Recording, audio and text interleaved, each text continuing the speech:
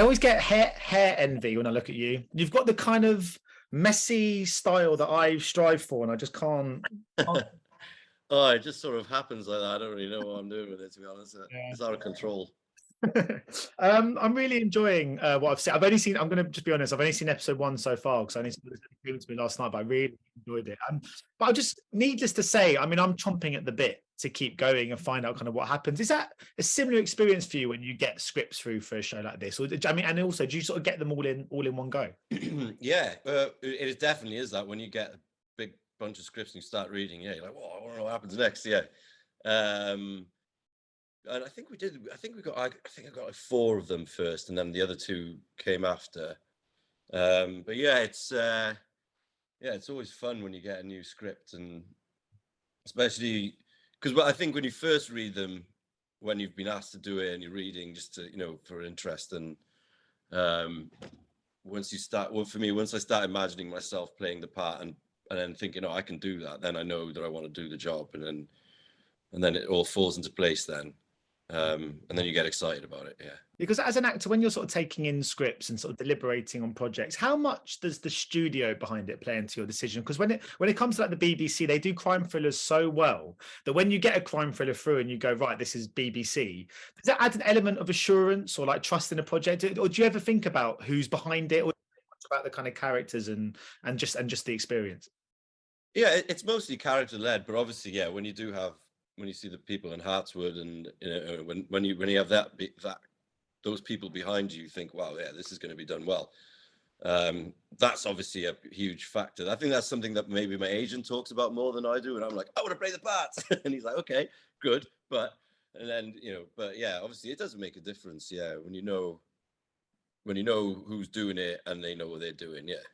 Obviously, this is based on some sort of novels. I wondered, I mean, it's obviously not the first time in your career you've signed up to a show based on a popular series of novels. I mean, do you have a rule of thumb when it comes to original material? Do you always read? Do you always avoid? Or do you just sort of treat each project on a kind of on a case-by-case basis? Yeah, I guess a bit of all of that. Sometimes I think if you read the book, you kind of go in a different direction to maybe because the series is so different. I certainly found that with Game of Thrones, and I decided, you know what, this isn't helping me, because this character doesn't feel like the character that I'm playing or that's written in the series. So therefore, maybe it's better that I leave that. So I did the same thing with this. I just trusted in the script. That's the story that we were telling, and speaking to Megan as well, Megan Gallagher, the writer, and having her insight into how she saw it. Yeah, so I just kept it at that. I don't find it helpful to overread things because I think you get bogged down in stuff that perhaps you don't need to know. Yeah. I'm interested to know as well, when you sign up to a kind of project or as well a TV series, do you only ever think one series ahead? Because obviously you've been in, big shows like Game of Thrones, Misfits. They've kind of gone on sort of a number of years. Is that a consideration when you sign up to something, that awareness that this could be potentially a lengthy commitment? Yeah, well, I mean, when you sign up, you will have to sign usually multiple seasons. Yeah, so that's something that kind of gets forced on you very early doors. You don't really get a choice. It's like, right, if you want to do this, then. But if you don't, yeah, so you kind of think about it, but usually you know whether you die or not. So, but yeah, it is something that you consider, yeah, because obviously it's a huge chunk of time and it's a commitment for the next few years potentially. You got to be sure that that's what you want to be doing. Yeah. Yeah, I remember when I interviewed Maisie Williams all those years ago, and she said she just wanted to dye her hair like green after Game of Thrones, just because she just wanted kind of having to look exactly the same every year for like a number of years can be quite tiring. But I was going to ask about yourself and sort of Sacha have this really kind of good on-screen connection in this. Of course, they're kind of professionals kind of just thrown together on a job. Is that quite an easy dynamic to replicate on screen, considering that's kind of how it is in real life as well? Yeah. Yeah, I guess so, but I don't know. I mean, we did a lot of chats before we started shooting, and it was kind of, and it was kind of about the idea that they're kind of a comedy double act in a way, even though it's quite sinister what's going on. But actually, because they're kind of idiots. Like you've got his character is just kind of thinks he's a lot cleverer than he is, and then my character is completely idiot, and he doesn't care, and he knows it. He's like, oh no, he's blissfully unaware of his stupidity. So you kind of, it's a classic sort of comedy double act dynamic, really. So then I had the idea that I should always be standing on his right side, so that there was always that continuity. So every time, you know, a bit like Ant and Dec kind of vibe. So we, so it was just those kind of conversations, and it's finding that sort of balance of status and how they're kind of getting to know each other as well on the job, and how that changes their dynamic throughout, and how frustrated Honey gets with Melina because he's just a complete plonker. So it was really good fun to go through the whole. And you know, I think it's just also you when you're working with an actor that you trust and you think is fantastic. Because I meant to ask as well, because I mean, it's when you mentioned about the character kind of being kind of blissfully kind of unaware of his sort of stupidity at times, is that quite a tough emotion to play? Because you kind of have to devoid yourself and remove intellect from a mind, and is that can that actually be kind of harder than it looks? I don't know, it can be quite relieving, really, because you're not having to do all this like complicated thinking.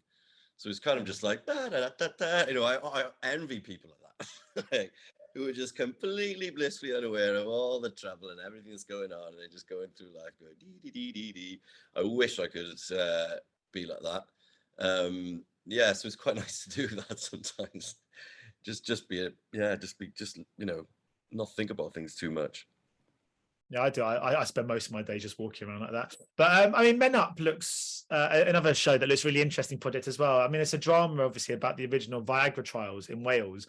Is that quite important to open up that dialogue and not have a show that kind of doesn't make light of something? It's actually quite serious for many people. Oh, it's incredibly serious. Yeah, I mean, people die. You know, I mean, people take their own lives because. Yeah, this is huge, and you know, when it causes incredible mental health issues, and not just for the individual who's struggling with erectile dysfunction, but also everyone around them and the impact of that. So I think it's, and you know, it kind of talks to the idea that I think maybe as a society we're still sort of trapped almost in this kind of Victorian repression. We still haven't quite got over it. Anything sexual, anything to do with anything sexual is always a bit like, ooh, let's not talk about that. So I think Men Up treats it in a really good way, like in the sense that, you know, because it's something that's a bit of a joke in it. It's been made into a bit of a joke, and it isn't a joke. And it really does causes massive damage.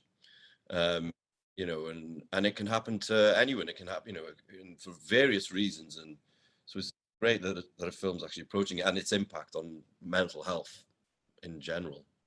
And obviously, you've got Wolf and Men Up are going to both sort of shot in Wales. Do you seek out work back in Wales, or is this just quite a nice, happy coincidence that these are kind of? It's complete. Yeah, the last couple of years I've just worked in Wales non-stop. It's been brilliant.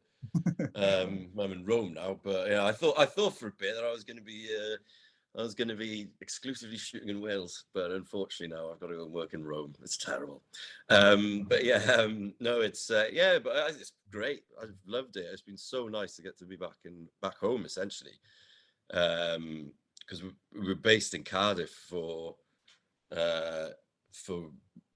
most of Men Up and Wolf. So it was great being back home. Yeah, really nice. My first sort of final question, really, because I was going to ask, because I once saw you in Soho and you were just kind of walking down the street, and I remember thinking, oh, it's you and Rheon, and I was sort of sat in a coffee shop and I could see you kind of head on, and this kind of girl behind you screamed your name and sort of chased after you for a selfie, and I saw your face kind of go.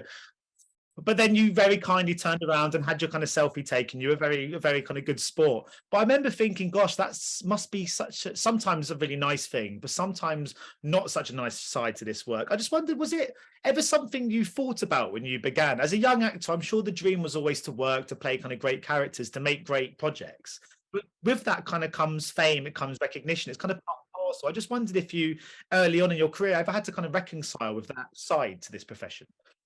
Yeah, definitely. It's taken me a long time, I think, to do that. I think, yeah, it's quite hard to deal with at the beginning, and because I don't think anyone like being famous is something that you can't really be prepared for it, because you don't know what it is until it's there, and then once it's there, you can't get rid of it. It's a bit like losing your virginity. So it's kind of, and you can't get anonymity back. So it's kind of a weird thing to know that. I think I struggled with it quite a lot early on. I've made peace with it now a bit more. I think it's more something that I deal. I think I just had to grow up a little bit, maybe. I don't know. But yeah, I mean, because also it's a really nice thing if someone comes and wants a picture and you take a picture with them, and that kind of makes their day. And it's quite a nice, instead of being like, no pictures, or, you know, it's hard to find the balance, really. Because sometimes you're just not in the mood, you're having a shit day, and you just want to go home. You don't want to have, you know, but you can't. But obviously, and I understand from the perspective of the other person, they don't know that. They're just seeing someone that they want to have a picture with. So you know, and you can't expect other people to know that, because they don't live in your head. So but yeah, I mean, it's just something that it took a while for me to really be able to deal with properly. It was obviously still sometimes a bit annoying, but in general, I can I don't find it. I've made peace with it. Yeah, I was going to ask, are you quite safe in Rome? But then I sort of remember that Game of Thrones show 10 was a bit global. That one. Yeah, you can't really go anywhere, mate. No.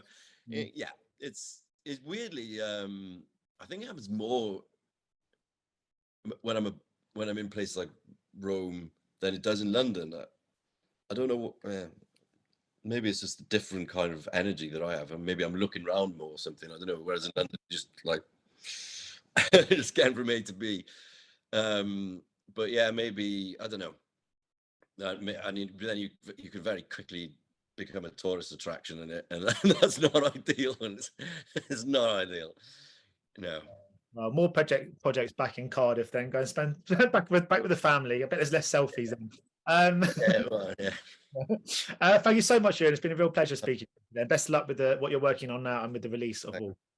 Thanks, mate. Cheers. Ladies and gentlemen, you're watching Hey You Guys! Hey, you guys! Hey You Guys! Hey, that's what they all say. Hey You Guys! Hey, you guys!